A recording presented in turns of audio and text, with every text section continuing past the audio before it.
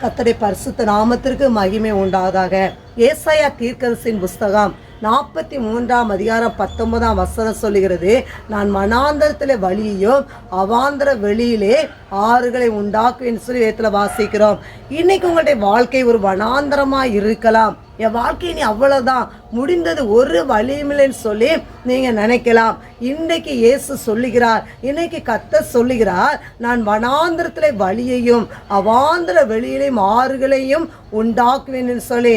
ஒரு வனாந்திரத்தில் வழியை உண்டாக்க முடியாது, ஆனால் அதில் வழியை உண்டாக்குவேன்னு சொல்லி இங்கே சொல்லுகிறத வேதத்தில் வாசிக்கிறோம். பாருங்க, ஆகாரை குறித்து வேதம் அவ்வாறு சொல்லுகிறது.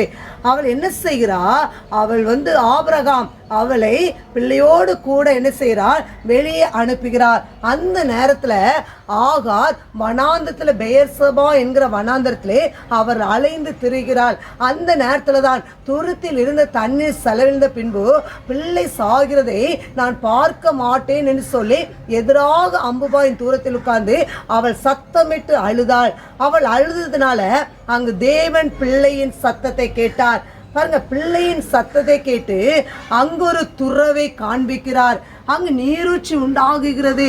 அதே போல நீங்கள் ஆண்டரை நோக்கி வனாந்தரமான பாதையிலும் நீங்கள் ஆண்டவரை நோக்கி கூப்பிடும்போது கர்த்தர் உங்களுக்கு ஒரு நீரூற்றை உண்டாக்குவார். உங்களுடைய வனாந்தரம் செழிப்பாய் மாறும், வனாந்தரம் வயல்வெளியாய் மாறும். எனவே நீங்கள் வனாந்தரமா இருக்கன்னு சொல்லி நீங்கள் கவலைப்படாதீர்கள். எனவே இந்த வார்த்தை கொண்டு கர்த்தர் உங்களை ஆசீர்வதிப்பாராக. ஆமென்.